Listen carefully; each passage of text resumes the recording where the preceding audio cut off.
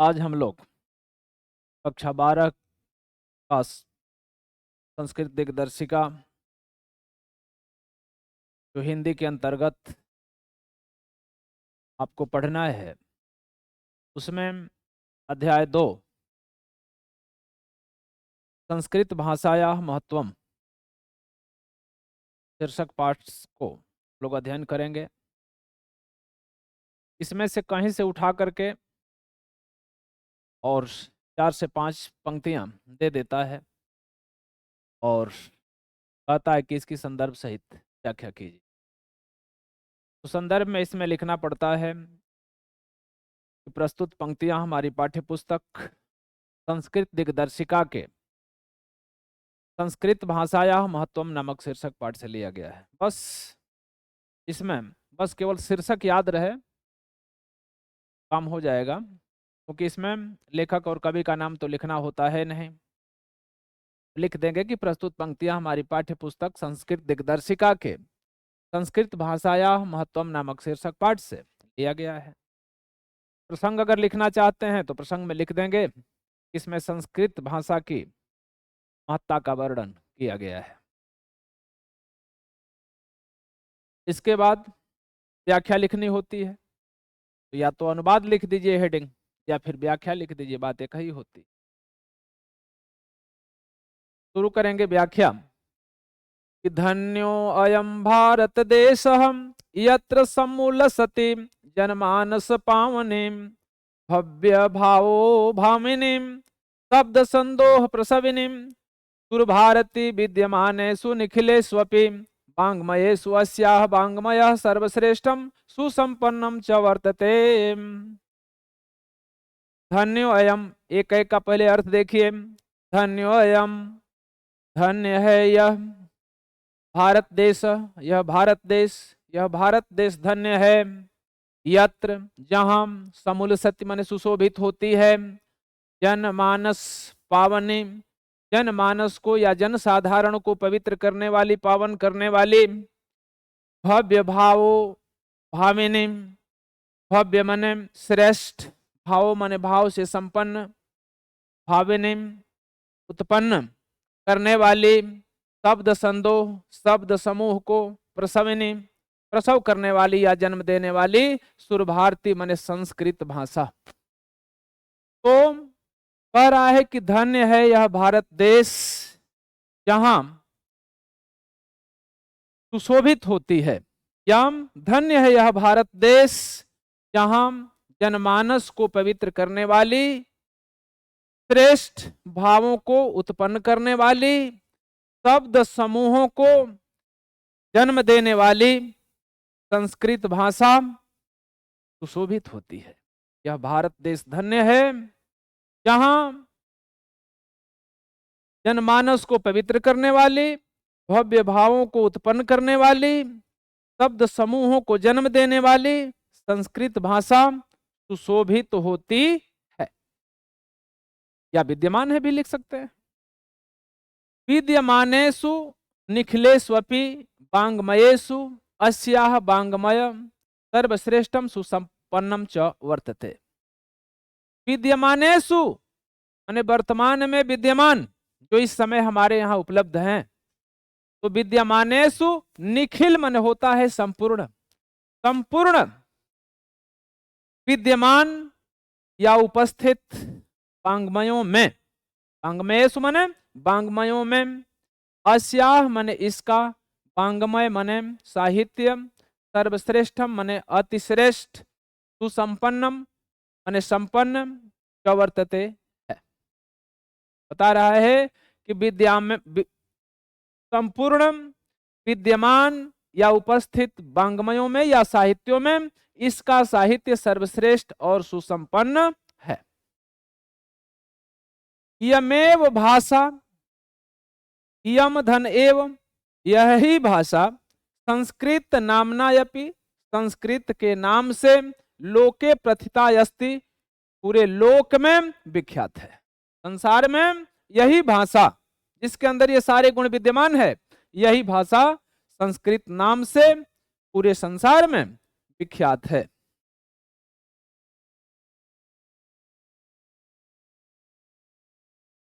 अस्माकं रामायण महाभारत आदि ऐतिहासिक ग्रंथा चत्वारो वेदा सर्वा उपनिषद अष्टादश पुराणानि अन्यानि च महाकाव्य नाट्यादीनि अस्यामेव भाषायां लिखितानि सन्ति।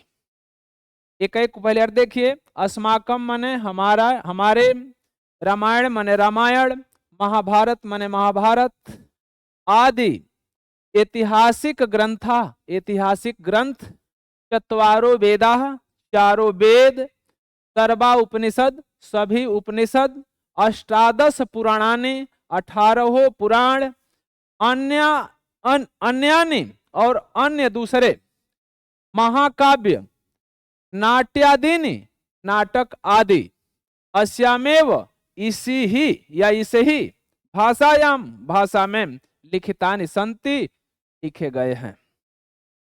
फिर देखिए, अस्माकम रामायण महाभारत आदि ऐतिहासिक ग्रंथा, हमारे रामायण और महाभारत जैसे ऐतिहासिक ग्रंथ, चत्वारो वेदा चारों वेद, सर्वा उपनिषद सभी उपनिषद, अष्टादश पुराणानि 18 पुराण, अन्यानि और अन्य दूसरे, महाकाव्य महाकाव्य, नाट्य आदीनि नाटक आदि, अस्यामेव भाषायाम इसी भाषा में ही लिखितानि संति लिखे गए हैं। अस्माकम रामायण महाभारत आदि ऐतिहासिक ग्रंथ, हमारे रामायण और महाभारत जैसे ऐतिहासिक ग्रंथ, चारों वेद सभी उपनिषद, 18 पुराण और अन्य दूसरे महाकाव्य और नाटक आदि इसी भाषा में लिखे गए हैं।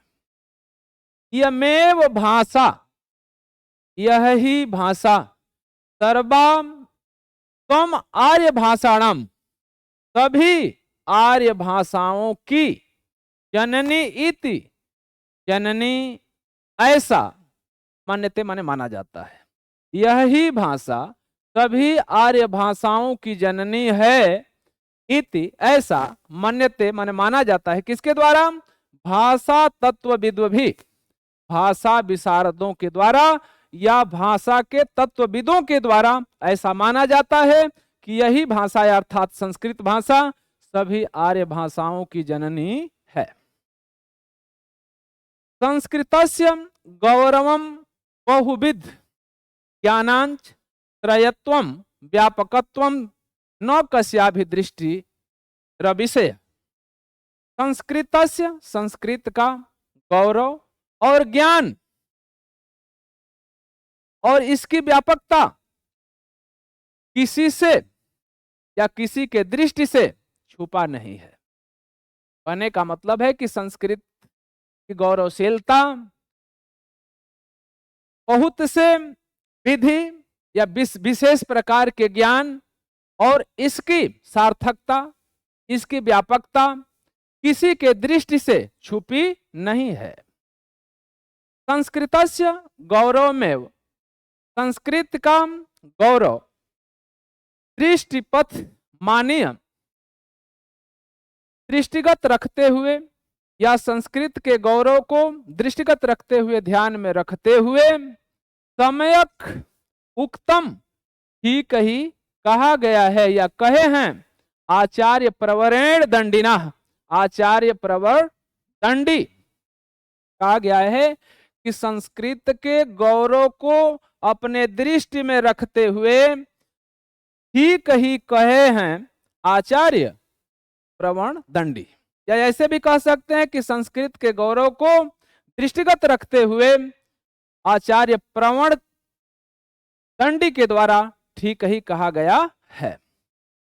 संस्कृत नाम देवी पांगन्वाहम ख्याता महर्षिभि, संस्कृतम नाम देवी पांगन्वा ख्याता महर्षिभि। संस्कृत को महर्षियों के द्वारा देववाणी कहा गया है। यहां से एक लाइन ये आता है सूक्ति के रूप में लिखने के लिए, तो इसको भी ध्यान में रखेंगे। देखिए कैसे अर्थ निकल रहा है। संस्कृतम, संस्कृत को, महर्षि भी, महर्षियों के द्वारा, देवी, बाग, बाग माने होता है बाणी, तो देव बाणी आख्याता कहा गया है। संस्कृत को महर्षियों के द्वारा देववाणी कहा गया है। अब इसी को थोड़ा सा बढ़ा करके लिख देंगे, ऊपर से थोड़ा ले लें, थोड़ा नीचे से मिला करके, और इसको चाहें तो लिख दें, तो फिर क्या हो जाएगा, संदर्भ तो वही रहेगा, तो सुक्ति का भी काम हो जाएगा। तो संस्कृत को महर्षियों के द्वारा देववाणी कहा गया है, इसकी उक्ति स्पष्ट हो गई।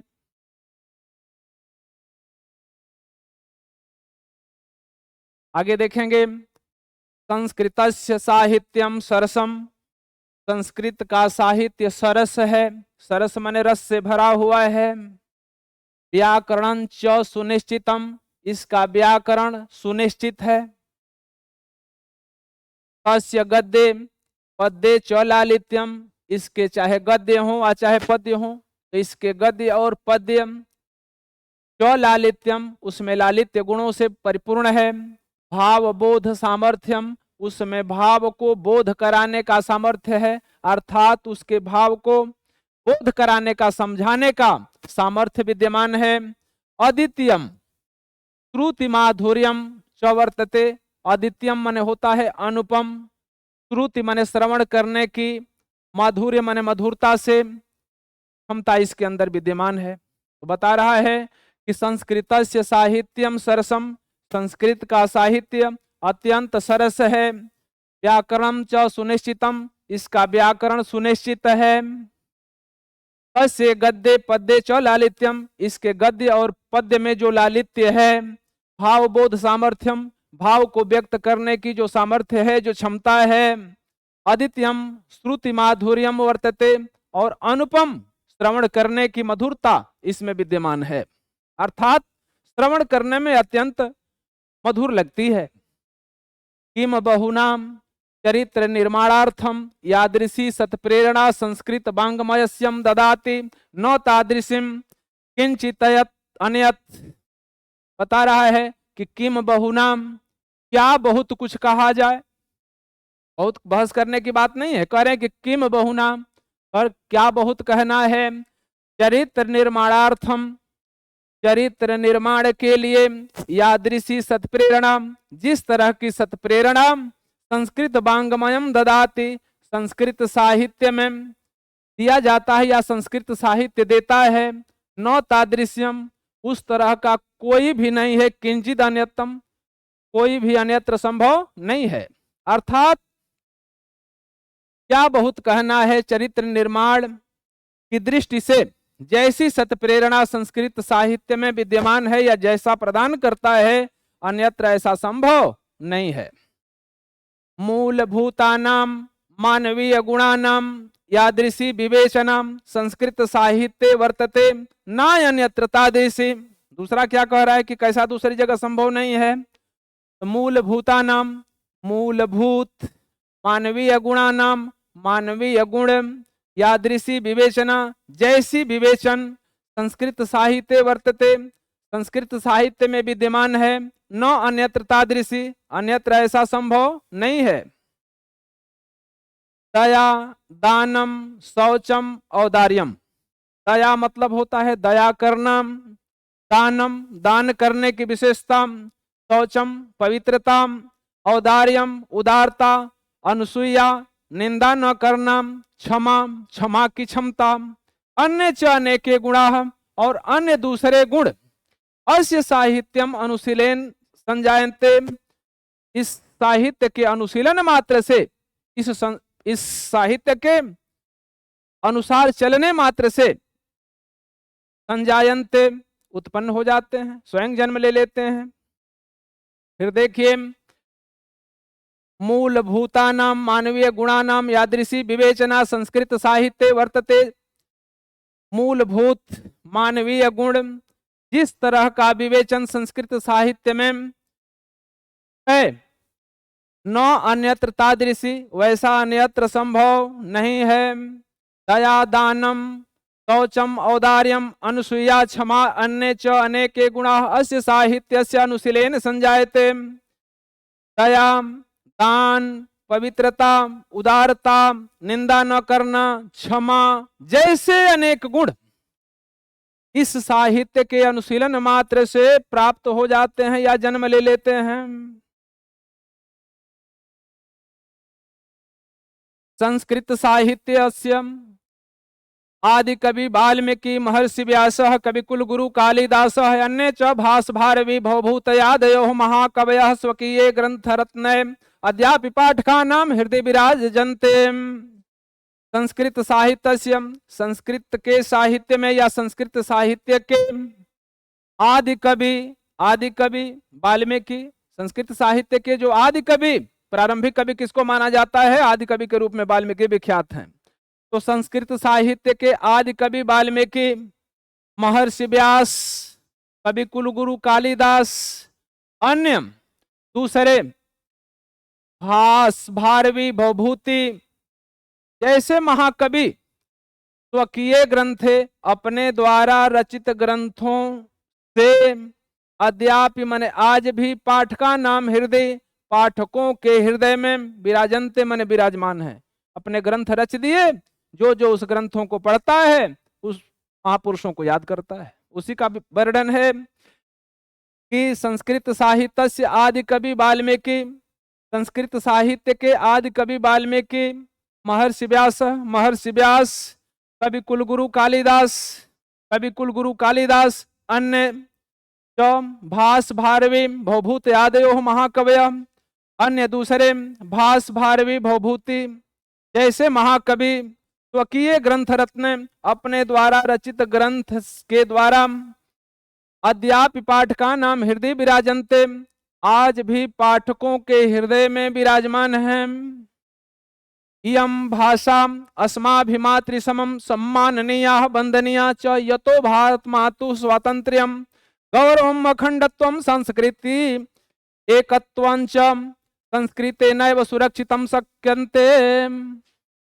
आगे देखिए, इयं भाषा, यही भाषा, अस्माभि हमारे द्वारा, मातृ समम माता के समान, सम्माननीय मन सम्माननीय है, वंदनीय है, यतो भारत मातु क्योंकि भारत माता के स्वातंत्र्य माने स्वतंत्रता में या स्वतंत्रता के लिए, गौरव के लिए, अखंडत्वम अखंडता के लिए, सांस्कृतिक एकत्वंच सांस्कृतिक एकता के लिए, संस्कृते नैव सुरक्षितुम शक्यन्ते और संस्कृति को सुरक्षित कर सकता है। बता रहा है कि यम भाषा अस्माभिमातृ समम सम्माननीय वंदनीय च, यह भाषा हमारे लिए माता के समान सम्माननीय और वंदनीय है। यह तो क्योंकि भारत मातु स्वतंत्र्यम, भारत माता की स्वतंत्रता, गौरव अखंडत्वम अखंडता, संस्कृति में एकत्वम सांस्कृतिक एकता, संस्कृते नैव सुरक्षितुम शक्यन्ते, संस्कृत के द्वारा ही सुरक्षित किया जा सकता है। इयं संस्कृत भाषा सर्वासु भाषासु प्राचीनतमा श्रेष्ठा च अस्ति। यह संस्कृत भाषा सर्वासु मने सभी, भाषासु मने भाषाओं में, प्राचीनता मने प्राचीन है और श्रेष्ठा च अस्ति और श्रेष्ठ भी है। यह संस्कृत भाषा सभी भाषाओं में प्राचीनतम और श्रेष्ठ है। अतः सुसुष्टुतम, अतः ठीक ही कहा गया है कि भाषा सुमुख्या मधुरा दिव्या गिरवाण भारती, ठीक ही कहा गया है कि भाषाओं में मुख्य, मधुर और दिव्य, गिरवाण भारती का मतलब होता है संस्कृत भाषा। यहां से उठाएंगे कि ठीक ही कहा गया है कि संस्कृत भाषा भाषाओं में मुख्य, मधुर और दिव्य है। एक बार सरसरी निगाह से पूरा देखें।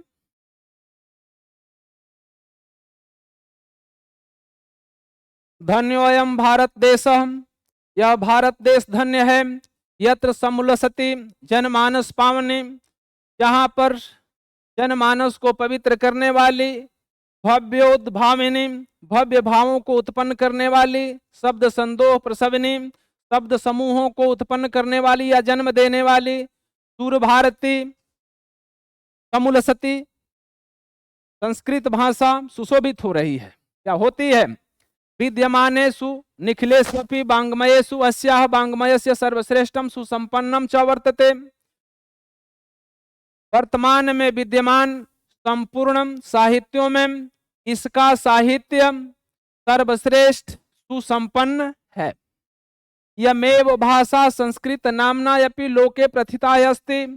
यही भाषा संस्कृत के नाम से संसार में प्रसिद्ध है।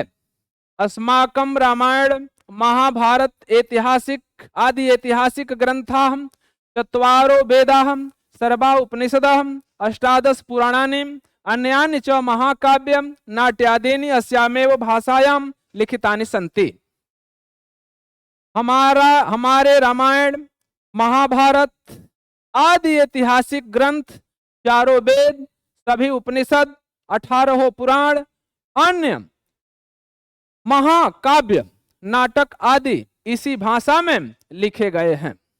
यमेव भाषा सर्वासाम आर्य भाषाणाम जननी मन्यते। भाषा तत्व विद्वभी, इस भाषा को ही या यह भाषा सभी आर्य भाषाओं की जननी है, ऐसा भाषा विशारदों के द्वारा या भाषा तत्व विद्वानों के द्वारा माना गया है। संस्कृतस्य गौरवं बहुविध ज्ञानम त्रयत्वं व्यापकत्वं च न कस्यापि दृष्टे रविषयः। संस्कृत का गौरव और बहुविध ज्ञान की व्यापकता किसी से या किसी के दृष्टि से ओझल होने वाली नहीं है या किसी के दृष्टि से छुपने वाली नहीं है, अर्थात सभी लोगों को यह ज्ञात है। संस्कृतस्य गौरव में दृष्टि पथमान्य सम्यक उक्तम आचार्य प्रवरेण दंडिनः। संस्कृत के गौरव को दृष्टिगत रखते हुए या ध्यान में रखते हुए ठीक ही आचार्य प्रवण दंडी के द्वारा कहा गया है। संस्कृत नाम देवी पागन्वाख्याता महर्षि भी। संस्कृत को महर्षियों के द्वारा देववाणी कहा गया है। संस्कृत को महर्षियों के द्वारा देववाणी कहा गया है। संस्कृतस्य साहित्यम सरसम, संस्कृत का साहित्य सरस है अर्थात रस से भरा हुआ है। व्याकरण च सुनिश्चितम, व्याकरण भी सुनिश्चित है अर्थात व्याकरण की दृष्टि से भी संस्कृत सुसमृद्ध है। तस्य गद्य पद्य च लालित्यम, इसके गद्य और पद्य में लालित्य है। भावबोध सामर्थ्यम, भावबोध या अर्थात भाव को व्यक्त करने की सामर्थ्यता है। अद्वितीय श्रुतिम माधुर्यंच वर्चते, और दूसरे श्रवण करने में यह मधुर है ऐसा गुण भी इसमें विद्यमान है। किम बहुना, बहुत क्या कुछ इसके विषय में कहा जाए। चरित्र निर्माणार्थम यादृशी सत प्रेरणा संस्कृत वाङ्मयम ददाति, चरित्र के निर्माण में जिस तरह की या जैसी सत प्रेरणा संस्कृत वाङ्मय देता है, न तादृशम किंचितम अन्यत्, वैसा अन्यत्र कहीं संभव नहीं है। मूलभूता नाम मानवीय गुणानांच यादृशी विवेचना, मूलभूत मानवीय गुणों की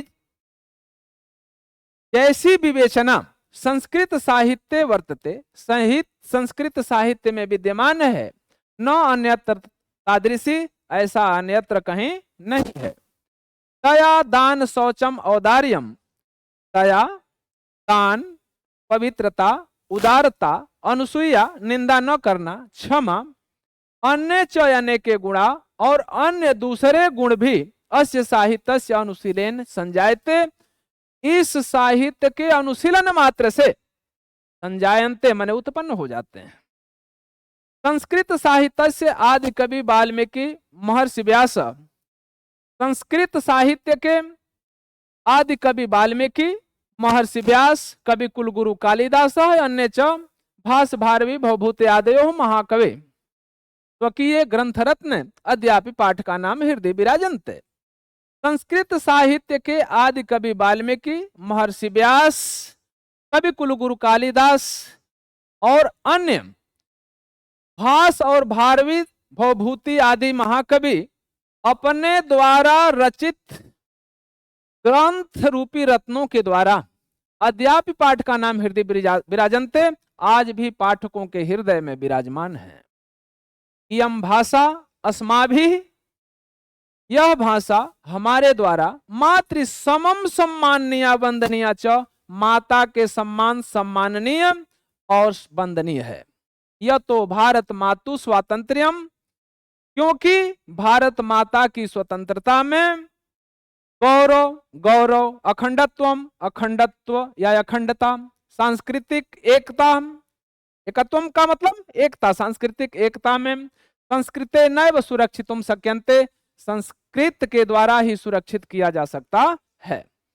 यम संस्कृत भाषा सर्वासु भाषासु प्राचीनतमा श्रेष्ठा च अस्ति, यह संस्कृत भाषा सभी भाषाओं में प्राचीनतम माने प्राचीन है और श्रेष्ठा च अस्ति और श्रेष्ठ भी है। अतः सुसुक्तम, अतः ठीक ही कहा गया है कि भाषा सुमुख्या मधुरा दिव्या गिरिमाण भारती, कि संस्कृत भाषा मुख्य मधुर दिव्य है, अर्थात संस्कृत भाषा सभी भाषाओं में मुख्य है, मधुर है और दिव्य है। ये रहा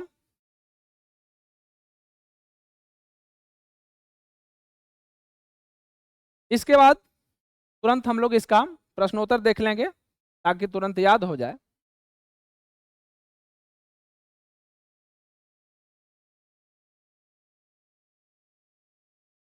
पांच मिनट में तुरंत इसको भी देख लेंगे।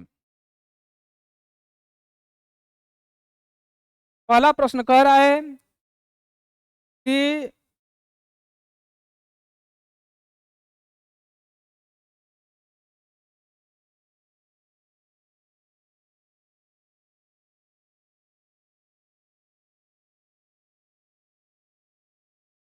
संस्कृत साहित्य से आदि कवि कहे आसित। अभी हम लोग पढ़े हैं आदि कवि कौन थे, वाल्मीकि ना, तो लिख देंगे उत्तर में कि संस्कृत साहित्य से आदि कवि वाल्मीकि आसित। संस्कृत साहित्य के आदि कवि वाल्मीकि थे, आसित माने थे। दूसरा प्रश्न कह रहा है कि संस्कृत भाषाया मुख्या कवयः के सन्ति, संस्कृत भाषा के मुख्य कवि कौन हैं। तो संस्कृत भाषा के कौन कौन कवि हैं, तो वाल्मीकि, वेदव्यास, कालिदास संस्कृत भाषाया मुख्या कवयः। अरे कि संस्कृत के वैसे तो भारवी दंडी बहुत लोग हैं, लेकिन वाल्मीकि, वेदव्यास, कालिदास संस्कृत भाषा के मुख्य कवियों में गिने जाते हैं। तीसरा प्रश्न कह रहा है कि का भाषा सर्वासाम आर्य भाषाणाम जननी मन्यते, कौन सी भाषा सभी आर्य भाषाओं की जननी मानी जाती है। उत्तर में लिखेंगे हम लोग कि संस्कृत भाषा सर्वासाम आर्य भाषाणाम जननी, संस्कृत भाषा सभी आर्य भाषाओं की जननी है। चौथा प्रश्न कह रहा है कि का भाषासु प्राचीनतमा श्रेष्ठा च भाषा अस्ति, कौन सी भाषा प्राचीनतम श्रेष्ठ भाषा है।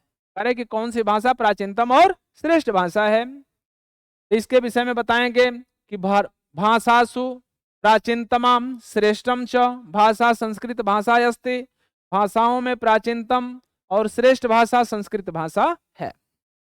पांचवा प्रश्न है कि का भाषा सर्वसाम आर्य भाषाणाम जननी मन्यते, कौन सी भाषा को सभी भाषाओं का भाषा सर्वसाम आर्य भाषाणाम जननी मन्यते, कौन सी भाषा को आर्य भाषाओं की जननी माना जाता है। तो संस्कृत भाषा सर्वसाम आर्य भाषाणाम जननी मन्यते, संस्कृत भाषा को सभी आर्य भाषाओं की जननी माना जाता है। छठवां प्रश्न है कि संस्कृत साहित्य से अनुशीलन के गुणा संजायते, संस्कृत साहित्य के अनुशीलन से कौन से गुण उत्पन्न होते हैं। तो अभी हम लोग पढ़े हैं कि दया है, शौच है, ये सब गुण उत्पन्न होते हैं ना। तो इसका आंसर यहाँ से गलत हो रहा है, तो यहाँ से हम लोग खाली के को हटा देंगे।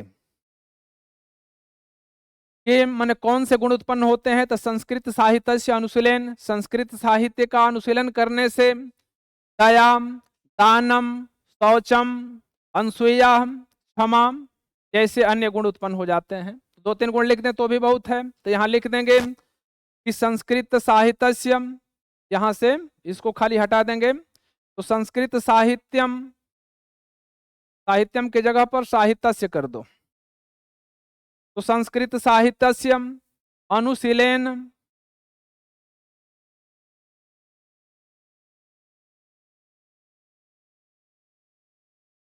अनुशीलन का मतलब अनुशील करने पर अर्थात उसका आचरण करने पर एक तो दया गुण आ जाता है, दया है, इसके बाद दान है, दया हो जाता है, दान होता है, और शौचम, शौचम माने होती है पवित्रता। दूसरा उदारता आ जाती है, जिसको हम लिख सकते हैं औदार्यम,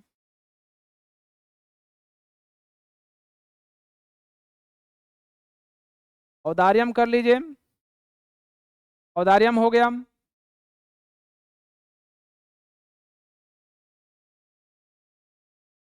अनुसूया, क्षमा च,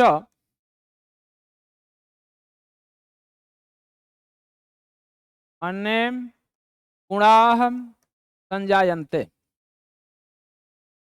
संजायन्ते तो लिख लेंगे कि संस्कृत साहित्यम अनुशीलन, संस्कृत साहित्य का आचरण करने पर या उस शील को धारण करने पर दया, दान, शौचम मने पवित्रता, औदार्यम मने उदारता, अनसूया निंदा न करना, क्षमा दूसरे को क्षमा कर देना, जैसे श्रेष्ठ गुण अपने आप उत्पन्न हो जाते हैं। ये भर लेंगे इसको। कस्य साहित्यम सरसम व्याकरणम च सुनिश्चितम, कौन सा ऐसा साहित्य है जिसमें वह पढ़ने में सरस हो और उसका व्याकरण सुनिश्चित हो। बस यहाँ पर कस्य के जगह पर संस्कृतस्य कर देंगे, जिस भाषा में रहेगा उसी में बदलाते हैं। संस्कृतस्य साहित्यम सरसम व्याकरणम च सुनिश्चितम, संस्कृत साहित्य का, संस्कृत साहित्य सरस भी है और व्याकरण भी इसका क्या है, सुनिश्चित है। इसके बाद आगे देखेंगे,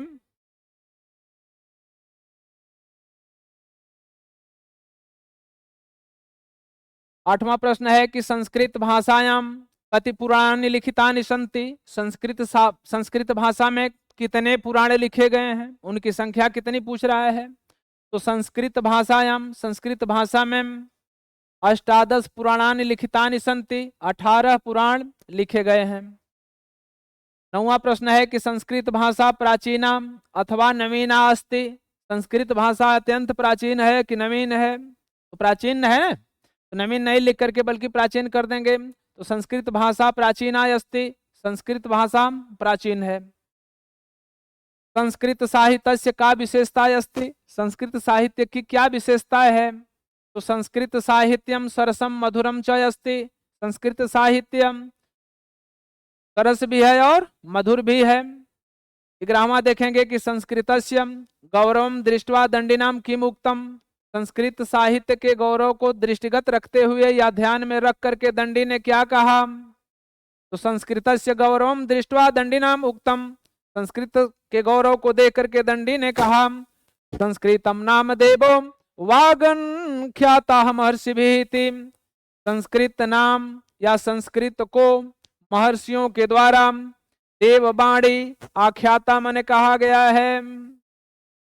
आगे देखेंगे कस्य वांग्मयम सर्वश्रेष्ठम वर्तते, कौन सा वांग्मय है, वांग्मय मैंने होता है साहित्य, कौन सा साहित्य सर्वश्रेष्ठ है। तो संस्कृतस्य वांग्मयम सर्वश्रेष्ठम वर्तते, संस्कृत साहित्य सर्वश्रेष्ठ है। 13वां प्रश्न है कि का भाषा अस्माभिः मातृसमम माननीयाः, कौन सी भाषा माता के समान सम्माननीय या आदरणीय है। तो लिखेंगे इसमें कि संस्कृत भाषा अस्माभिः मातृसमम माननीय, संस्कृत भाषा अस्माभिः हमारे द्वारा मातृसमम माता के समान, माननीय माने माननीय है। 13वां है कि संस्कृत साहित्य व्याकरणं च कीदृशी वर्तते। तो संस्कृतस्य साहित्यम सरसम व्याकरणं च सुनिश्चितम वर्तते। संस्कृत भाषा का जो साहित्य है वह सरस भी है और व्याकरण की दृष्टि से सुनिश्चित है, अर्थात उसका व्याकरण भी सुनिश्चित होता है। अब इसके बाद हमें पेपर में आता है अधोलिखित सूक्ति परक पंक्तियों का संदर्भ सहित हिंदी में व्याख्या करना होता है। इसमें दो ही सूक्तियां आती हैं, एक आता है संस्कृत नाम देवी पांगन्वाह ख्याता महर्षि भी, और दूसरा आता है नीचे कि भाषा सुमुख्या मधुरा दिव्या गिरवाण भारती। दोनों कन्फर्म रहेगा तो फिर आप लोग अर्थ व्याख्या तैयार है तो फिर बना लेंगे। संदर्भ उसी तरह से लिखा जाता है कि प्रस्तुत सूक्ति हमारी पाठ्य पुस्तक संस्कृत दिग्दर्शिका के संस्कृत भाषा या महत्वम पाठ से लिया गया है या अवतरित है। व्याख्या इसका तुरंत लिख देते हैं, या प्रसंग भी लिखना चाहें तो और बेहतर।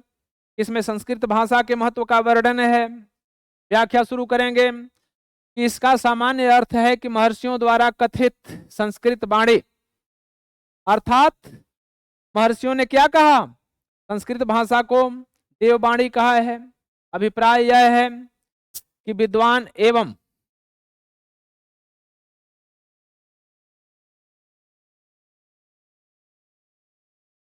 इसका अभिप्राय यह है कि महर्षियों द्वारा कथित संस्कृत वाणी, अभिप्राय यह है कि विद्वान एवं संस्कृत के व्याख्याता महर्षियों ने संस्कृत भाषा को देववाणी कहा है। इस कथन के अनुसार संस्कृत भाषा मानव सृजित नहीं है, मनुष्य ने इसको उत्पन्न नहीं किया है, देव सृजित है।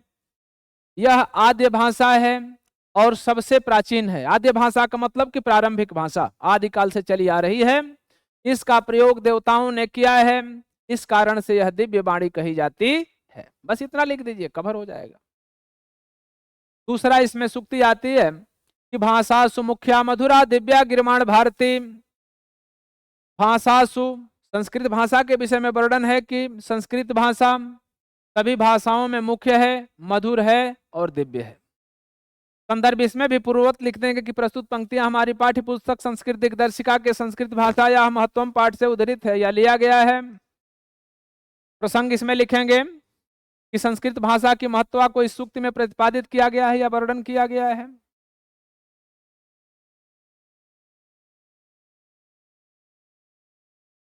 व्याख्या लिखेंगे कि संसार की भाषाओं में सर्वाधिक महत्वपूर्ण भाषा संस्कृत ही मानी जाती है। इसके कई कारण हैं। पहला कारण यह है कि यह भाषा संसार की समस्त आर्य भाषाओं की जननी है, और द्वितीय इसका कारण यह है कि यह साहित्य प्राचीनतम और सर्वाधिक समृद्ध है।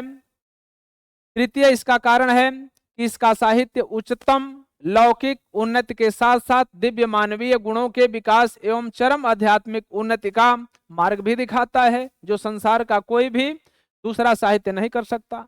यह मार्ग दिखाता है कि क्या तुम्हें करना है और क्या नहीं करना है, आदर्श गुणों को मार्गदर्शित करता है।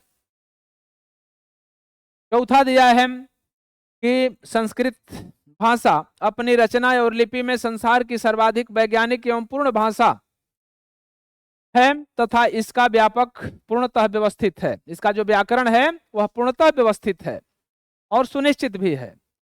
पांचवा इसका कारण यह है कि यह भाषा अतीव माने अत्यंत ही, श्रुति मधुर माने सुनने में मधुर लगती है, और ललित है, अत्यंत ललित है, अर्थात यह दूसरे पर प्रभाव डालने में सक्षम है।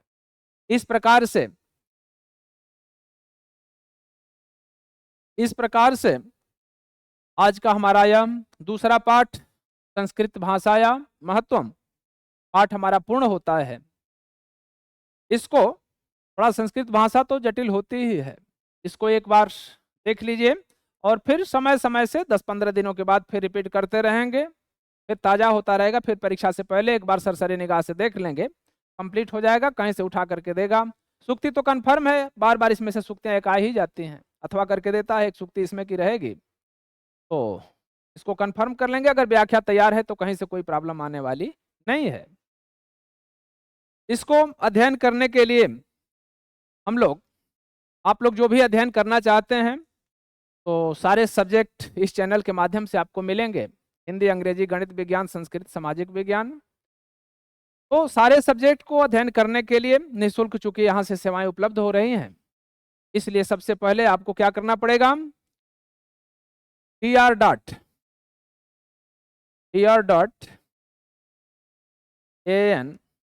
क्लासेस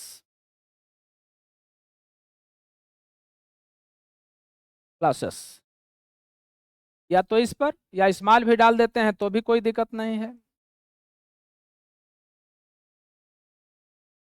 इसके द्वारा आप उसको सब्सक्राइब कर लेंगे और इसके बाद बेल आइकन आती है, उसे क्या कर देंगे, दबा देंगे, तो बार बार कोई भी अगर यहाँ से नोटिफिकेशन आपको मिलेगा तो प्राप्त होता रहेगा और इस तरह से वीडियो हमारी आपको पहुँचती रहेगी और अच्छे से अच्छे तरीके से, चाहे वो 9 हो, 10 हो, 11 हो, 12 हो या वनडे एग्जाम हो, सारे के सारे आपको मिलेंगे और अच्छी से आपकी तैयारी हो जाएगी।